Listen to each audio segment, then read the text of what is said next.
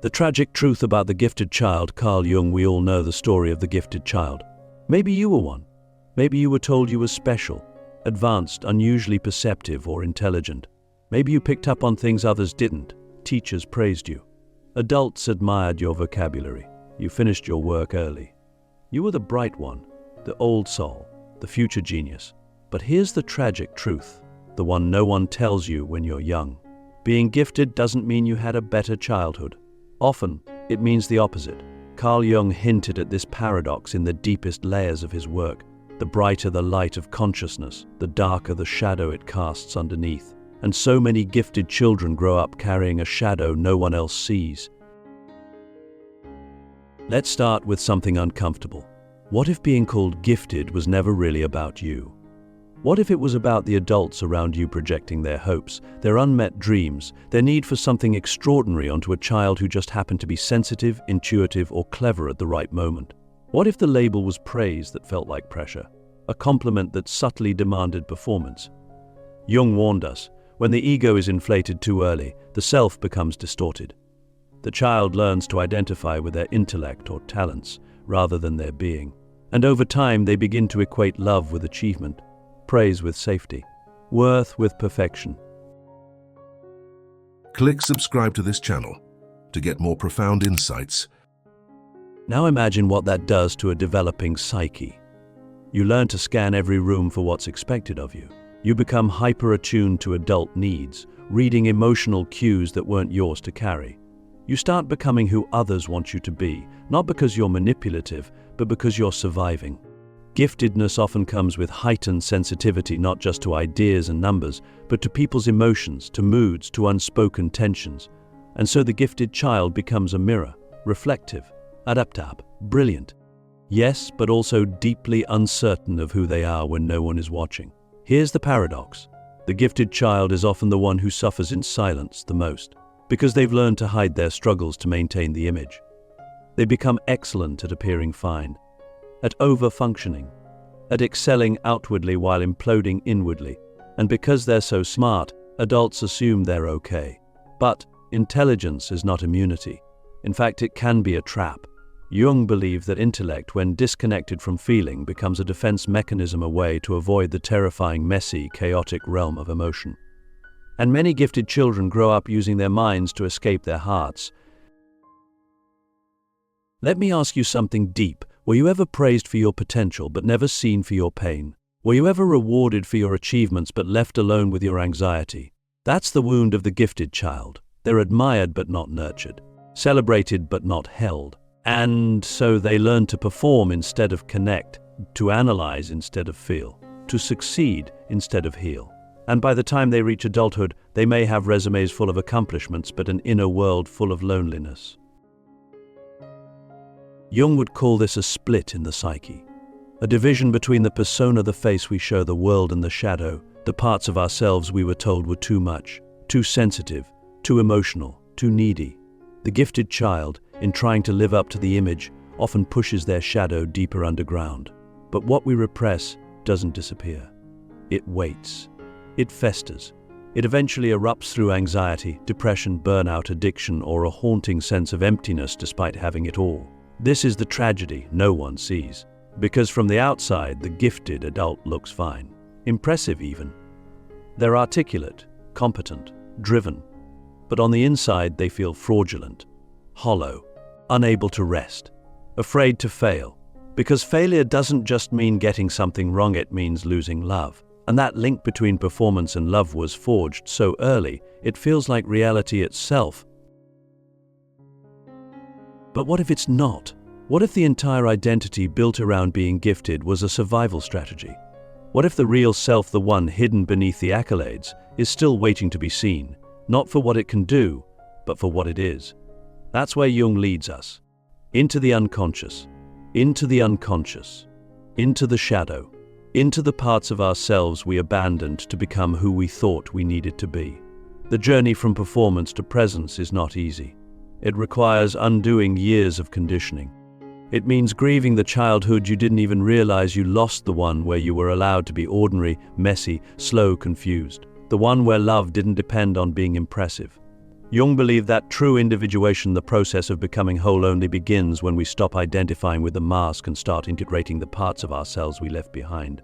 Not just our darkness, but our vulnerability, our softness, our need for connection without conditions.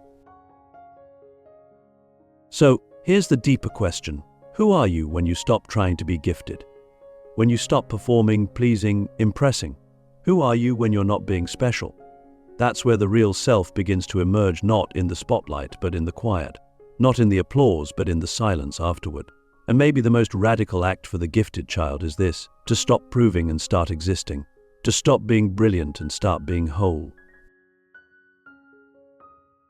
The curse of potential, how being gifted can sabotage fulfillment, purpose, and self-worth. There's a strange kind of imprisonment that comes with being told you have so much potential. At first, it sounds like a blessing, an open door to endless possibilities, a compliment wrapped in admiration. But over time, that word potential can morph into a silent burden, a shadow of who you're supposed to become that follows you everywhere. You feel like you're living in the future, always chasing the next thing, never quite arriving. And if you've ever felt like no matter how much you achieve, it's still not enough, that's the curse. The gifted child doesn't just grow up with talent. They grow up with expectation. And that expectation can suffocate the soul. Carl Jung would see the idea of potential as a projection not just from others, but eventually from ourselves. We begin to confuse our being with our becoming. We stop asking, who am I? And start obsessing over, who should I be by now? And the tragedy is, we lose the present. We become addicted to progress, to growth, to the idea that we have to constantly evolve, constantly improve, or else we're wasting our gift. But here's the philosophical trap. When you live as a project, you forget how to be a person. This is where fulfillment becomes elusive, because you're always measuring yourself against an invisible ideal, a version of yourself you've never met, but always feel behind. You could be thriving in your career, in your relationships, even in your health, and still feel inadequate, because there's always that whisper, you could be doing more, you were supposed to be great. And the more you achieve, the louder the voice becomes. Why? Because potential doesn't have a finish line. It's infinite. And when you attach your worth to something infinite, you never feel complete. Let me ask you something painfully honest. Have you ever felt ashamed of your life even when it looked fine to others? Have you ever felt like you disappointed some imaginary standard? Like you were supposed to be further ahead by now even though you're doing better than most? That's not your intuition talking. That's the internalized pressure of potential. It's the ghost of the expectations you absorbed as a child, the ones that said, you're not like the others. Jung warned us about the danger of inflation. When the ego is puffed up too early, filled with grand visions of destiny, greatness, uniqueness, it becomes fragile, easily deflated, easily wounded. So when the gifted child grows up and faces the ordinary struggles of life, failure, doubt, mediocrity, they don't just feel pain. They feel existential collapse, because their identity was built on being exceptional. And when you're not exceptional, who are you? This is why so many gifted adults suffer from imposter syndrome. Not because they're incompetent, but because they were never allowed to be human. They were never taught that worth is intrinsic, that it doesn't rise and fall with performance. They were trained to associate value with output, attention, and applause. And so, when life becomes quiet, where no one is validating their brilliance, they start to disappear from themselves. But what if we've misunderstood the whole point of potential? What if it's not a target, but a mirror? Not something to chase, but something to see ourselves through. Jung might say that true fulfillment doesn't come from realizing potential in the way the world defines it. It comes from integrating all the parts of the self, the light and the shadow, the talents and the wounds. It comes from stepping off the hamster wheel of becoming and entering the sacred ground of being. Here's the deeper reflection. What if you've already fulfilled your potential by surviving what you did? What if the strength you used to adapt, to endure, to carry the weight of expectation as a child, that was the gift? Not the grades, not the accolades, not the future you were supposed to create. You, right now, are the realization of something profound, something enough. But to accept that, you'd have to let go of the fantasy of the perfect life, the fantasy of the future self who finally meets all the expectations, the fantasy of being more than who you are. And that's terrifying, because for so long that fantasy was your compass, your reason, your mask, and without it, you feel lost. But maybe that's not the end. Maybe that's the beginning. Because only when the fantasy dissolves can the real self emerge, not the gifted child, but the authentic adult, the one who doesn't need to prove they matter, the one who knows they do. The shadow of brilliance, why giftedness often hides deep emotional wounds, and how to heal. There is a dangerous myth that brilliance is a shield, that being gifted somehow protects you from pain, confusion, or suffering.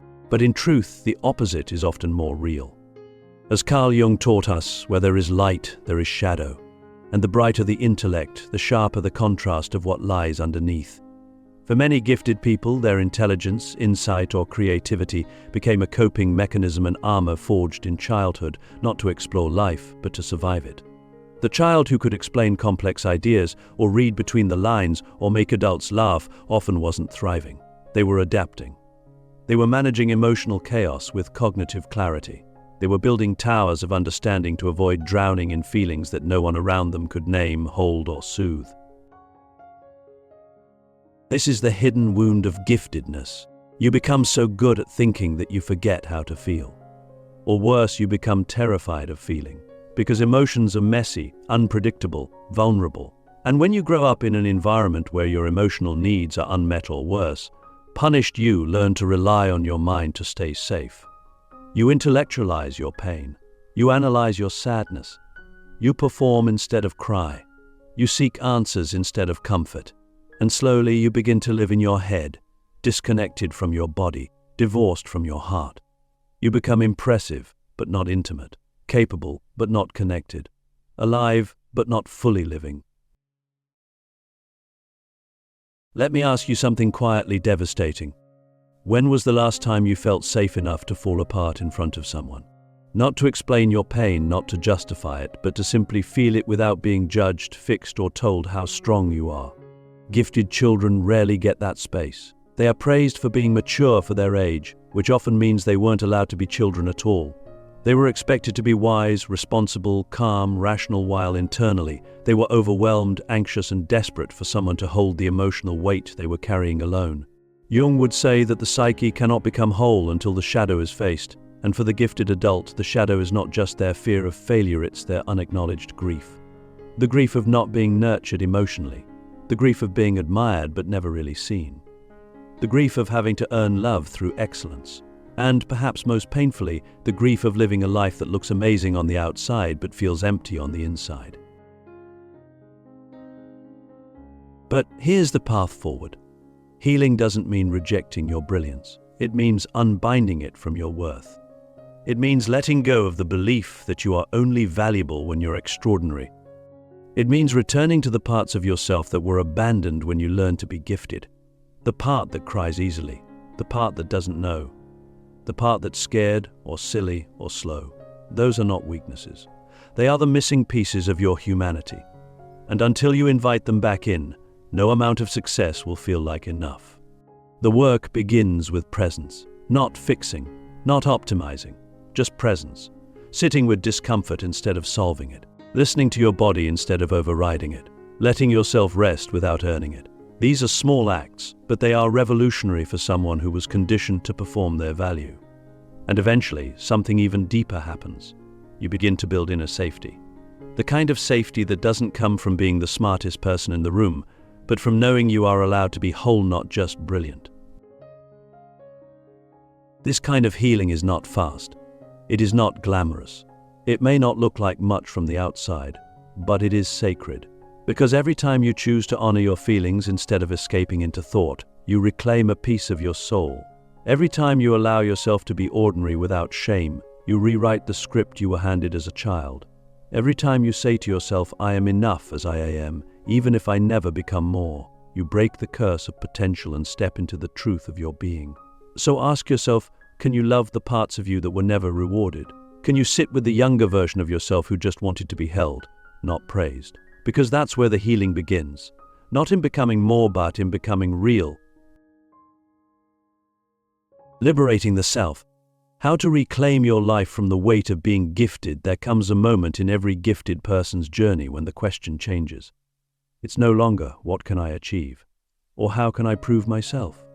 But something quieter, more terrifying, more freeing. Who am I if I stop trying to be gifted? It's a moment of rupture when the identity built on brilliance begins to crumble, and something deeper, something more authentic, starts to whisper from within.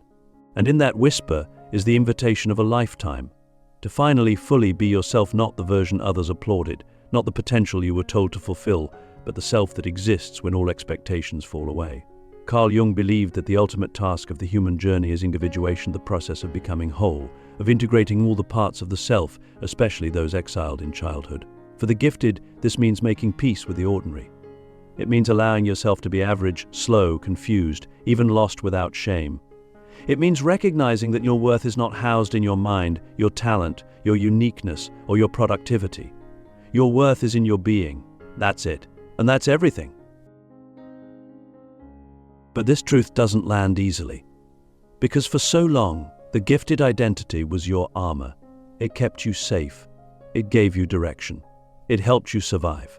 Letting it go can feel like death, like failure, like betrayal. And yet, it's the only way to truly live. Because when your identity is built on performance, love always feels conditional. You're never free. You're always performing. Even in your most intimate relationships, there's a part of you that's still trying to impress, still trying to earn, still afraid that if you stop being exceptional, you'll stop being loved. So how do we begin to liberate ourselves from this? It starts with radical honesty. You must ask yourself, what parts of me have I abandoned in order to be brilliant? Was it my joy, my rest, my creativity, my softness, my spontaneity?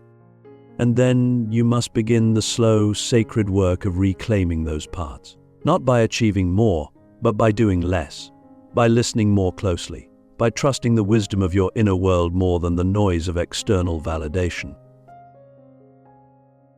You also need to grieve, deeply. Grieve the childhood you didn't get. Grieve the pressure you carried.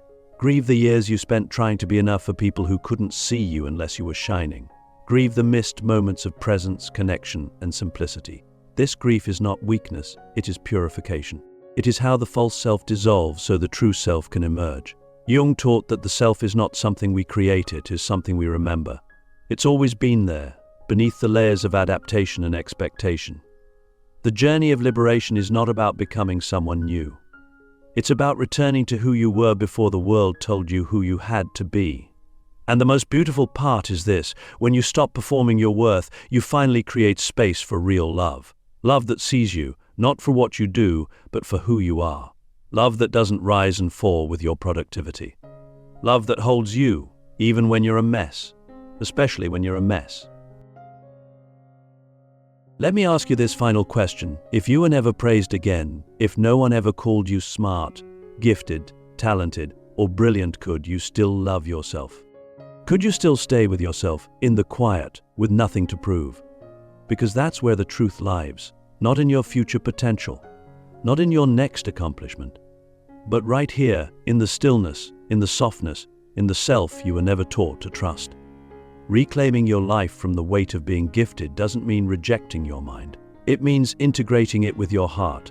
It means allowing your humanity to matter as much as your intelligence. It means finally stepping off the pedestal and discovering that the ground, the ordinary, the real is where freedom begins. And maybe, just maybe, the most gifted thing you'll ever do is learn how to love yourself without needing to be exceptional.